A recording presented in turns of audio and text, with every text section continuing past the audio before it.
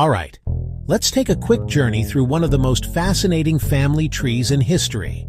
The family tree of Jesus, as explained in the book of Matthew. If you've ever opened the New Testament, you might have noticed it starts off with a long list of names. It's easy to skip, but trust me, there's a reason it's there, and it's packed with meaning. Matthew kicks things off by saying, "This is the genealogy of Jesus the Messiah, the son of David, the son of Abraham." Right away, he's linking Jesus to two of the biggest names in Israel's story: Abraham, the father of the Jewish people, and King David, the legendary ruler. That's a huge deal, because the Jewish people were waiting for a Messiah who'd come from David's line. So, let's break it down. Matthew lists 42 generations, split into 3 groups of 14. First, from Abraham to David. That's where you get the patriarchs: Abraham, Isaac, Jacob, then Judah and his brothers, and so on, all the way to King David. Then Judah and his brothers, and so on, all the way to King David. These are the heavy hitters from the Old Testament, the ones who received the promises from God.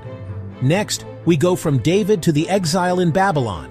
This part of the family tree is full of kings, some good, some not so great: Solomon, Rehoboam, Asa, Jehoshaphat, and a bunch more. The line keeps going until everything falls apart, and the people are taken away to Babylon. It's a reminder that even in tough times, the story isn't over. Finally, Matthew traces the line from the exile all the way to Jesus. This part is full of lesser-known names: Shealtiel, Zerubbabel, and a bunch of others. They might not be as famous, but they're just as important because they keep the promise alive. And here's the twist. Matthew includes some surprising people in Jesus' family tree. There's Tamar, Rahab, Ruth, and Bathsheba. These women all have unique, sometimes messy stories, but Matthew goes out of his way to mention them. It's like he's saying, hey, God's story includes everyone, no matter where you come from. So, what's the big takeaway?